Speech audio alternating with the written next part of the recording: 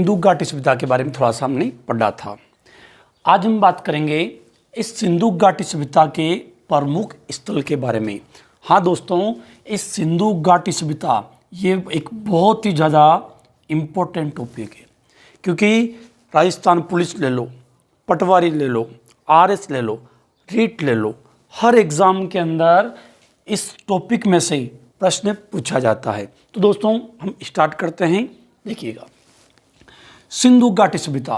दोस्तों अगर हम सभ्यता की बात करें तो इस सभ्यता के आज हम बात करेंगे प्रमुख स्थल के बारे में। जी हाँ दोस्तों, सिंधु घाटी सभ्यता में वैसे तो बहुत सारे स्थल ढूंढे जा चुके हैं, लेकिन हम केवल कुछ प्रमुख जो स्थल हैं जो सिंधु घाटी सभ्यता के अंतर्गत ढूंढे गए हैं, खोजे गए हैं, उनकी हम बात करेंगे। जिसमें है कुछ प्रमुख की हम बात करें। नंबर 1 हड़प्पा सभ्यता, हड़प्पा सभ्यता। नंबर 2 मोहनजोदड़ो, मोहनजोदड़ो सभ्यता। नंबर 3 चौहदड़ो सभ्यता, चौहदड़ो सभ्यता। नंबर 4 कालीबंगा सभ्यता, कालीबंगा सभ्यता। नंबर 5 धोलावीरा सभ्यता, धोलावीरा सभ्यता। नंबर 6 लोथल सभ्यता। नंबर 7 रोपड़े सभ्यता, इटीसी। दोस्तों हम केवल प्रमुख की बात करेंगे, क्योंकि हमने पिछले पेपर जो देखे हैं उसके अंदर हड़प्पा सभ्यता, मोहनजोदड़ो सभ्यता, चौहदड़ो सभ्यता, कालीबंगा सभ्यता, धोलावीरा सभ्यता, लोथल सभ्यता, रोपड़ सभ्यता, इन सभ्यताओं में से, इन स्थल में से बहुत ज़्यादा बार प्रश्न पूछे जा चुके हैं। तो दोस्तों एक के बारे में पढ़ें, जिसमें बता दूं मैं आपको कि ये तीनों स्थल हड़प्पा, मोहनजोदड़ो और चौहदड़ो ये अपने अजीज मिस्र जो पाकिस्तान है, पाकिस्तान में मिले हैं। जबकि कालीबंगा ये हमारे भारत में मिला है। भारत में भी कहाँ पर मिला है? हमारे राजस्थान में मिला है। और इसमें हम बात करें धोलावीरा और लोथल, ये दोनों मिले हैं अपने सीधे से गुजरात के अंदर। गुजरात कहाँ आता है? भारत में। और रोपड़ ये मिला है अपना पंजाब के यहाँ पर सतलज नदी के किनारे पर। अभी हम दोस्तों स्थल के नाम पढ़े, अब हम बात करेंगे एक एक सभ्यता। और आज हम जिस टॉपिक के बारे में चर्चा करने वाले हैं उसका नाम क्या है? हड़प्पा सभ्यता। तो देखिए आज हम बात करते हैं हड़प्पा सभ्यता के बारे में। जी दोस्तों, यस दोस्तों आज हमारा टॉपिक है हड़प्पा सभ्यता। दोस्तों मैं आपको हर एक वो जानकारी दूंगा और इसमें हम उन सभी प्रश्नों की चर्चा करेंगे जो प्रश्न किसी न किसी एग्जाम में पूछे जा चुके हैं या अब पूछेगा। तो सुनिएगा दोस्तों, हड़प्पा सभ्यता, इस सभ्यता की हम बात करें तो दोस्तों इस सभ्यता की खोज हुई थी 1921 में। दोस्तों वेरी मोस्ट इम्पोर्टेंट, ये प्रश्न बहुत पूछा जाता है कि हड़प्पा सभ्यता की खोज कब हुई थी। तो दोस्तों कब हुई थी? 1921 के अंदर। जबकि दोस्तों इस सभ्यता की खुदाई करने का काम, इस सभ्यता का उत्खनन करने का काम एक व्यक्ति था जो बहुत ही बहादुर था। राय तो आपसे लेता था, इसलिए उसका नाम था राय बहादुर दयाराम साहनी। नाम बहुत बड़ा है, लेकिन ये बड़े नाम ही आपको एग्जाम में नौके लगाएंगे। तो दोस्तों उत्खननकर्ता की हम बात करते हैं तो इसका उत्खनन करने का काम, इसकी खुदाई करने का काम एक व्यक्ति था जिसका नाम था राय बहादुर दयाराम साहनी। इन्हीं भाई साहब ने इस सभ्यता की खुदाई की थी। दोस्तों अगर हम सभ्यता की स्थिति के बारे में पढ़ें कि आखिरकार ये जो हड़प्पा सभ्यता है, ये सभ्यता कहाँ पर है, तो दोस्तों ये बहुत ही बहादुर था, इसीलिए तो ठेठ पाकिस्तान में गया। कहाँ पे गया है? ठेठ पाकिस्तान में गया। और पाकिस्तान में भी जो एक राज्य है, प्रांत है, जिसका नाम क्या है? पंजाब प्रांत। और पाकिस्तान के इस पंजाब प्रांत में घुसकर पंजाब प्रांत के अंदर एक जिला है जिसका नाम है मोंटगोमरी जिला।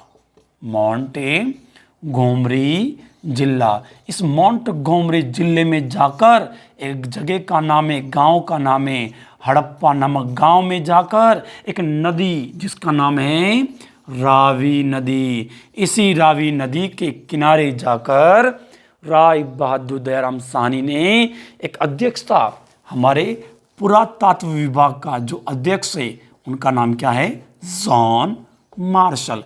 इन्हीं जॉन मार्शल जो कि पुरातात्विक विभाग का अध्यक्ष था, इन्हीं की अध्यक्षता में, इन्हीं की निगरानी में, इन्हीं राय बहादुर दयाराम साहनी ने पाकिस्तान के पंजाब प्रांत के मोंटगोमरी जिले में रावी नदी के किनारे जाकर हड़प्पा नामक स्थान पर खुदाई की थी। इसीलिए इस सभ्यता का नाम भी क्या पड़ गया, हड़प्पा सभ्यता। दोस्तों एक बात ध्यान रखें, चाहे कौन सी भी सभ्यता हो, प्रत्येक सभ्यता का नदी का नाम पूछा अधिक जाता है कि भाई किसी भी सभ्यता का नाम देंगे, हड़प्पा सभ्यता किस नदी के किनारे, मोहनजोदड़ो किस नदी के किनारे, कालीबंगा किस नदी के किनारे। तो दोस्तों ये प्रश्न काफ़ी ज़्यादा बार पूछा जा चुका है कि हड़प्पा सभ्यता किस नदी के किनारे विकसित हुई थी। तो बोल उत्तर क्या रहेगा इसका, रावी नदी। इस सभ्यता का उत्खनन किसने किया था, राय बहादुर दयाराम साहनी ने, और इसकी खोज कब हुई थी, 1921 में। और दोस्तों इस सभ्यता को वेदों के अंदर एक नाम दिया गया है, हरियूपिया सभ्यता। दोस्तों विशेष ध्यान दीजिएगा, ये चीज़ें बहुत कम मिलती है कि हड़प्पा सभ्यता को वेदों में या इतिहास में एक नाम और क्या दिया गया, इसे हरियूपिया सभ्यता, यानी कि हड़प्पा सभ्यता को हरियूपिया सभ्यता के नाम से भी जाना जाता है। अब दोस्तों एक प्रश्न इसमें से बनता है कि जो सभ्यता है, हड़प्पा सभ्यता है, इस सभ्यता की जब खुदाई की गई तो खुदाई हुई तो ज़मीन में हुई। अब ज़मीन में हुई तो खुदाई में क्या क्या मिला, तो हम बात करेंगे इस सभ्यता के प्रमुख जो अवशेष कौन कौन से हैं। यानी कि जब हमने यहाँ पर खुदाई की, हड़प्पा में खुदाई की, इस राय बहादुर ने खुदाई की, तो खुदाई में इन भाई साहब को आखिरकार क्या क्या मिला, तो हम प्रमुख अवशेष की बात करेंगे।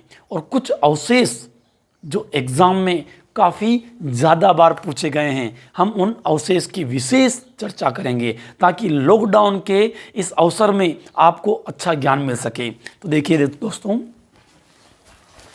हम बात करेंगे इस सभ्यता के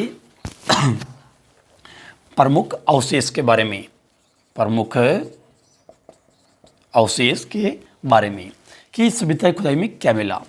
दोस्तों नंबर 1, यहाँ पर जब हड़प्पा सभ्यता में हमारे बहुत बहादुर जो आदमी था जिसका नाम क्या था, कमेंट में बताओ क्या नाम था, राय बहादुर दयाराम साहनी, जब उन्होंने यहाँ पर खुदाई की तो दोस्तों खुदाई में उन्हें एक कब्रिस्तान मिला। क्या मिला, कब्रिस्तान मिला। अब कब्रिस्तान मिला तो कब्रिस्तान को इन्होंने एक नाम दिया था, कब्रिस्तान R37। तो दोस्तों सीधा सा प्रश्न बन जाता है कि किस सभ्यता में कब्रिस्तान R37 के अवशेष मिले हैं, तो वो कौन सी सभ्यता है अपनी, हड़प्पा सभ्यता। नंबर 2, दोस्तों जब इस हड़प्पा सभ्यता की खुदाई हमारे राय बहादुर दयाराम साहनी ने पाकिस्तान में घुसकर मोंटगोमरी जिले में जाकर रावी नदी के किनारे खुदाई की, तो खुदाई में दोस्तों यहाँ पर खुदाई हुई तो खुदाई के अंदर दो पंक्तियों में 6 अन्नागार मिले। क्या मिले, 6 अन्नागार मिले। तो ऐसे दो पंक्तियाँ थी, दो कतार थी, और दोनों कतारों में ऐसे 6 तो इधर थे और 6 ही इधर थे। तो दोस्तों ऐसी एक चबूतरा बना था, चबूतरे पर दो पंक्तियाँ थी, दो कतारें थी, और दोनों कतारों में 6 अन्नागार थे। तो इतिहासकार का दिमाग खराब कि बोले यार चबूतरा मिला ठीक है, मिला भाई, लेकिन 6 अन्नागार क्यों मिले? तो इससे पता चलता है कि उस जमाने के लोग, हड़प्पा सभ्यता के लोग आपातकाल के लिए अनाज का संग्रह करते होंगे, अनाज को इकट्ठा रखते होंगे, ताकि जब भी उनको ऐसे कोरोना जैसी बीमारी लग जाए तो इस बीमारी के अंदर जब वो घर में रहे तो वो अनाज ले लेकर खा सके। इसीलिए वो लोग अपने घर में अनाज को एकत्रित करते थे। तो यहाँ पर 2 पंक्तियों में 6 अन्नागार मिले। वो कौन सभ्यता थी? आपकी हड़प्पा सभ्यता। इसके अलावा दोस्तों, नंबर 3, जब यहाँ खुदाई हुई, हमारे भाई साहब कौन थे? राय बहादुर दयाराम साहनी। उन्होंने जब खुदाई की तो खुदाई में दोस्तों नंबर 3, यहाँ पर एक खुदाई हुई तो एक यहाँ पर एक 2 टीले मिले, 2 टीले मिले। 2 टीले में एक जो था जिसका नाम था नगर टीला और एक का नाम रखा था दुर्ग टीला। तो यहाँ पर खुदाई में 2 टीले प्राप्त हुए। एक का नाम था नगर टीला और एक का नाम था दुर्ग टीला। तो वेरी मोस्ट इम्पोर्टेंट, इसी दुर्ग टीले को वेरी वेरी मोस्ट इम्पोर्टेंट कितनी बार एग्जाम में पूछा गया है। इसी दुर्ग टीले को एक इतिहासकार था जिसका नाम था मोर्टिमर हिलर।